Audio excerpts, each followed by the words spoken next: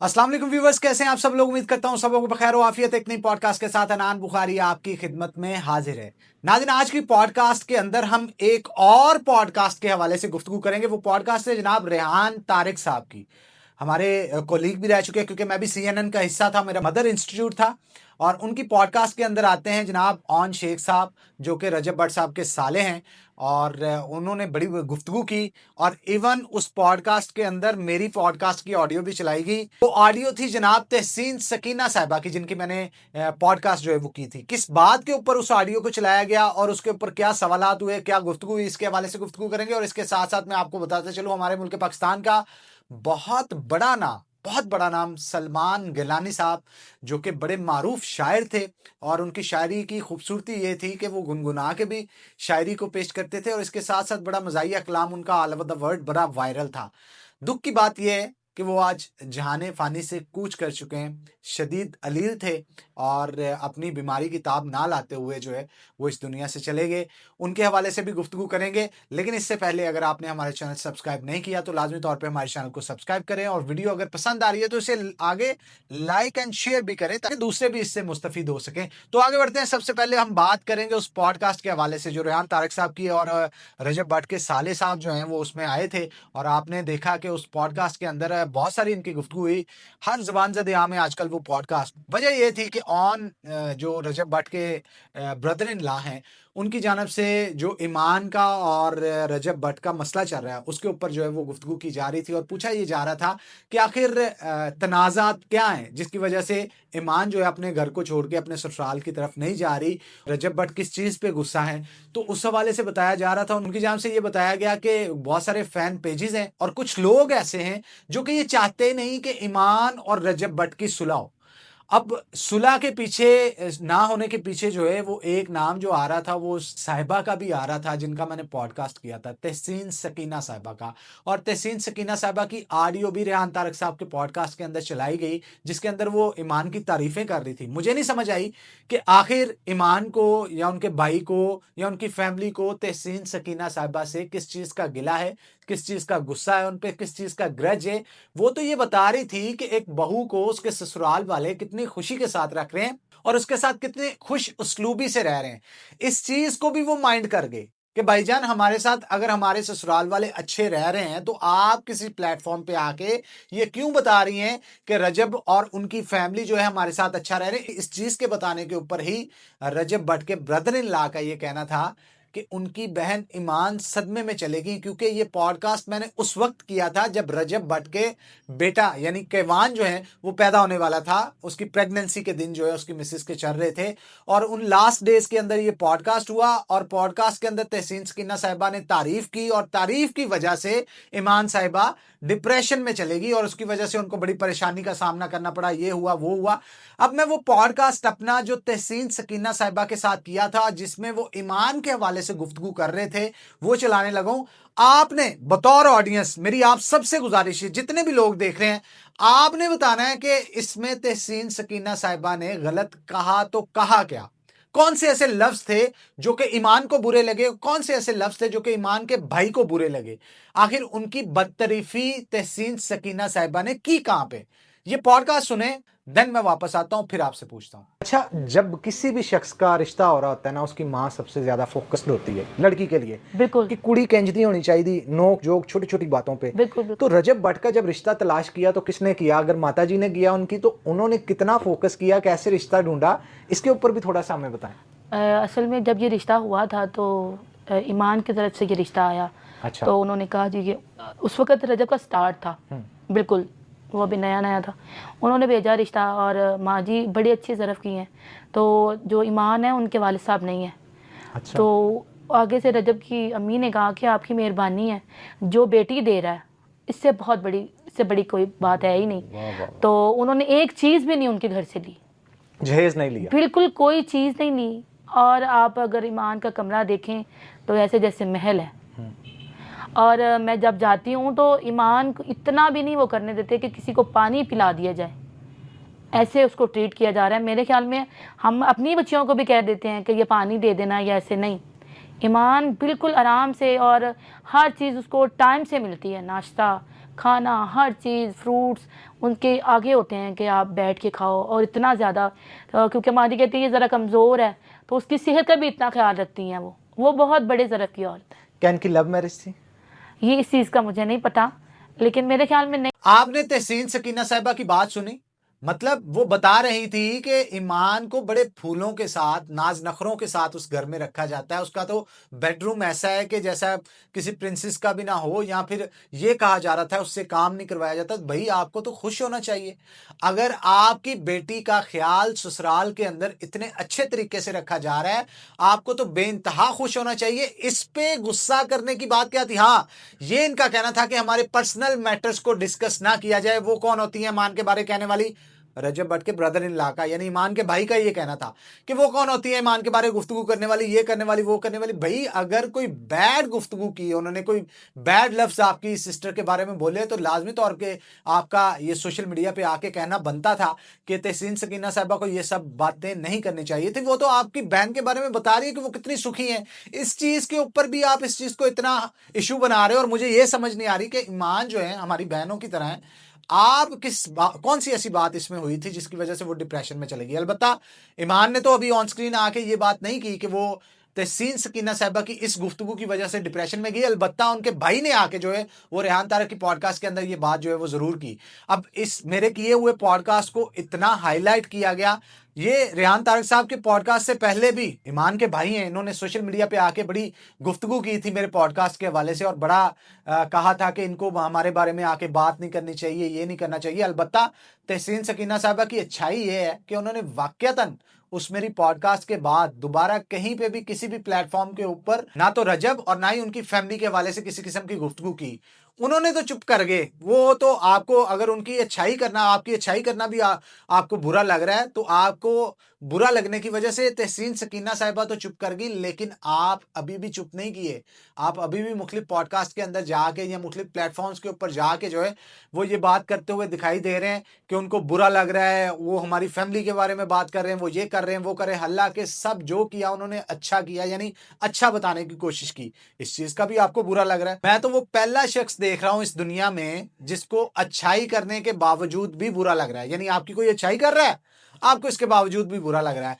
अब इस चीज के ऊपर मुख्तलिफ कमेंट्स जो हैं वो लोगों के आ रहे हैं। अब तहसीन सकीना साहिबा की भी मैंने जो पॉडकास्ट की थी उसके नीचे भी मैं आपको कमेंट्स स्क्रीन के ऊपर दिखा रहा हूं। बहुत सारे कमेंट्स अच्छे आ रहे थे, और बहुत सारे जो फैंस थे, जो ईमान के फैंस थे, उनकी जानिब से बैड कमेंटिंग भी की जा रही थी कि इसने फसाद डलवा दिया, इसने फलां कर दिया, ये कर दिया, वो कर दिया। तो मैं सबसे ये पूछना चाहता हूं कि बुरी बात की क्या तहसीन साहिबा ने? उन्होंने ईमान को बुरा क्या कहां पे कहा? उन्होंने कहा कि ईमान के साथ जो है वो जुल्म ज्यादती हो रही है, या ईमान के साथ ऐसा हुआ वैसा हुआ? कहां पे कहा भाई? उन्होंने सिर्फ इतना कहा कि ईमान जो है अपने घर में सुकून से रह रही है। अब इस चीज के ऊपर भी आपने इशू बनाया इतना। इट मीन्स कि क्या आप रजब की फैमिली को अच्छा नहीं समझते? वो अच्छाई जो आपके साथ करते हैं, अगर कोई ऑन स्क्रीन आके बताता है तो आपको ये भी अच्छा नहीं लग रहा? ये तो बड़ी बुरी बात है। अगर आपको ससुराल के अंदर सुख मिल रहा है और दुख नहीं मिल रहा, अगर कोई ये बाहर बता रहा है, इस चीज को बुरा जानने की क्या जरूरत है? ये मेरी समझ से बालातर है चीज।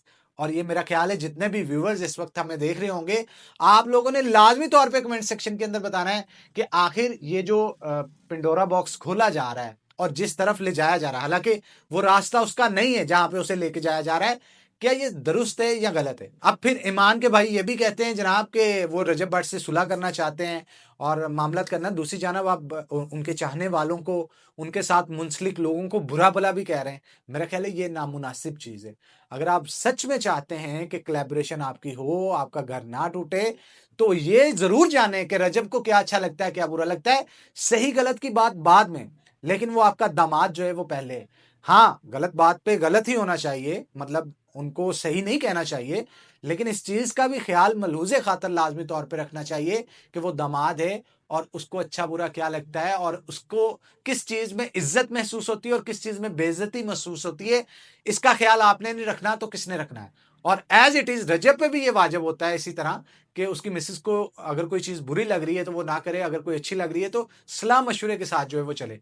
अलबत्ता इन दोनों में जो रिश्ते में जमी हुई बर्फ है ना, उसे पिघलाने के लिए इन लोगों का अहम किरदार है जो कि मुख्तलिफ प्लेटफॉर्म्स पे आके इस वक्त बोल रहे हैं। और मेरा नहीं ख्याल कि बहुत ज्यादा रजब की तरफ से बोल रहे हैं, ज़्यादा कहाँ से बोल रहे हैं, कहाँ से नहीं बोल रहे हैं, ये पब्लिक को सारा पता है। इसलिए कोशिश करें इतनी जल्दी हो सकता है मामला ठंडा होने की तरफ जाए। इसे मज़ीद मुख्तलिफ प्लेटफॉर्म्स पे आके मुख्तलिफ किस्म की गुफ्तगू करके मत बिगाड़ें। दूसरी बात करेंगे जनाब हम सलमान गिलानी साहब के हवाले से। आपको पता है सलमान गिलानी साहब मुल्क पाकिस्तान का बहुत बड़ा नाम है और उनकी शायरी के हवाले से बहुत सारे लोग जो हैं वो ऑल ओवर द वर्ल्ड उनके फ़ैन हैं। और गुज़श्ता रोज़ जो है कल रात को मैंने एक ख़बर सुनी, मुझे फ़ोन आता है और फ़ोन में पता चलता है कि मुझे नहीं पता चला, मैंने कहीं पे पोस्ट नहीं पढ़ी, लेकिन मुझे एक फ़ोन आता है कि यार आपके वालिद साहब आरिफ हुसैन बुखारी साहब सलमान गिलानी साहब के बड़े अच्छे दोस्त थे। सुनने में आया कि उनका इंतकाल हो गया और मैं सत्ते में चला गया क्योंकि मुझे ये भी मालूम नहीं था कि सलमान गिलानी साहब जो हैं वो काफ़ी अरसे से अलील हैं। अलबत्ता अब्बू को मालूम था, उनको नमूनिया की शिकायत थी, पिछले चंद अरसे से वो बीमार भी थे, अब्बू के साथ गुफ्तगू भी उनकी होती रहती थी। लेकिन इस चीज़ को सुनने के बाद मैंने फ़ौरी अपने फ़ादर को फ़ोन किया और उनसे पूछा तो उन्होंने कहा मुझे भी इस चीज़ का इल्म नहीं। फिर गालिबन उनके बेटे के साथ उनकी जो है वो फ़ोन पे डिस्कशन हुई, जिसके बाद उन्होंने कन्फर्म किया कि वाक़ई सलमान गिलानी साहब इस दुनिया से कूच कर चुके हैं। अब ये खबर सुनने के बाद मैं बहुत रंजीदा हुआ, बहुत गमगीन हुआ। लेकिन इसके साथ-साथ मैं आपको बताता चलूँ कि लास्ट यानी अपनी ज़िंदगी का आखिरी तफ़सीलन इंटरव्यू पॉडकास्ट का जो सलमान गिलानी साहब ने किया था, वो मेरे साथ ही किया था, ये मुझे ही शर्फ़ हासिल हुआ था। उसके अंदर बड़ी अच्छी-अच्छी गुफ्तगू हुई सलमान गिलानी साहब के साथ कि किस तरह से वो शायरी की, उन्होंने शुरुआत कहाँ से हुई, फिर मौलाना फजलुर रहमान साहब के साथ उनकी मुलाकात कैसे हुई, फिर मैंने कहा गुनगुना के शायरी जो है वो सुनाए, वो भी उन्होंने सुनाई। तो पहले जो चिट चैट हमारी उनके साथ हुई लास्ट पॉडकास्ट के अंदर, जो सलमान गिलानी साहब के साथ मेरा हुई थी, मैं चाहता हूँ कि एक छोटा-सा ट्रिब्यूट है, चलें वो गुफ्तगू जो है मैं आपको सुनाता हूँ। पहले ये गुफ्तगू सुनें, बाकी बात बाद में करते हैं। पहली मोहब्बत ज़िंदगी में किससे हुई और क्यों हुई? Between the lines. हाँ जी, वो जो आप पूछना चाहते हैं मैं उस तरफ आऊँगा ही नहीं। लगता है एक से ज़्यादा दफ़ा हुई है फिर आपको मोहब्बत, जो आप उस तरफ आना नहीं चाहते। नहीं, ऐसी अल्हम्दुलिल्लाह इस कैफियत से गुजरे ही नहीं। क्योंकि अक्सर कहा जाता है शायर इंसान को मोहब्बत ही बनाती है। वो मोहब्बत ज़रूरी नहीं किसी खातून से ही हो। जी मैं वही कह रहा हूँ ना, लेकिन आपका मतलब तो वही था। चले आप वो ऐसा कोई नहीं है, ऐसी कोई ना अल्हम्दुलिल्लाह बचपन से लड़कपन से आगे कॉलेज का दौर, को एजुकेशन भी थी, सब कुछ था, लेकिन पता नहीं क्यों इस मुसीबत से अल्लाह ने हमें दूर रखा। आप इस चीज़ को मुसीबत समझते हैं? बाज रखा नहीं, मुसीबत है जी। हमारे जब हम नौजवान थे तो हमारे वालिद साहब सैयद अमीन गिलानी, तो वो कुछ अपने तजुर्बात भी उन्होंने बताए थे कि या तो तुम्हारे साथ किसी को हो सकती है, वो भी मुसीबत है, तुम्हें किसी से हो जाए, वो भी मुसीबत है। इन दोनों बातों से कोशिश ये करने के बजाय, लेकिन ये हो जाती है, मकसद है कि आपका कंट्रोल भी तो नहीं होता ना जी। तो ये जी सलमान गिलानी साहब की आपने गुफ्तगू सुनी, इंतहाई मीठे इंसान थे।